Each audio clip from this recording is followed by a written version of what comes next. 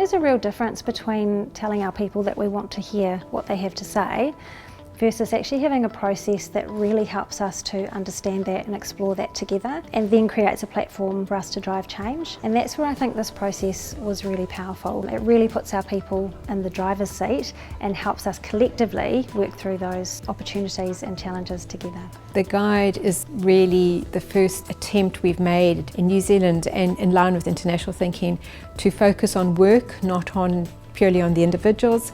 And so if we're going to have long-term change in this area, there's no use just focusing on providing people with the skill set or to give them access to a motivational speaker in terms of well-being. The only real long-term benefit will be if we actually address the work and redesign the work. We've run the process with a few groups, and the feedback I'm really getting is that people really value the structured yet simplistic approach to the tool. So really stepping through factors that are research backed and allows for a deeper conversation rather than the topic potentially being quite open and wide and hard for some. The process was really well structured. The matrix where we have to put the scores down for various aspects of well-being was really helpful, and it got us thinking about all the different triggers at work that might affect our well-being at work, and putting a value against it made you really think how much something affected your work on a day-to-day basis. It was interesting to do it at the executive leadership team because you think that that group is a group that has control over their work and it's autonomous and can sort themselves out. I was actually very surprised what came out as we ran the process. I was hearing workload, I was hearing work-life balance, I was hearing issues about unrealistic deadlines, all the things I didn't think I'd hear from this group.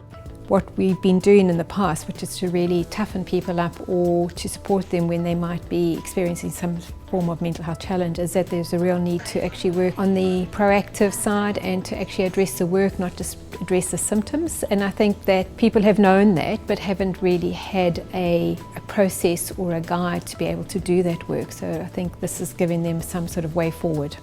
When you think about work design in a health and safety sort of way, and mental health being part of that, what you're trying to do is avoid doing reactive things, so the ambulance at the bottom of the cliff. What you're really trying to do is keep people away from the edge of the cliff.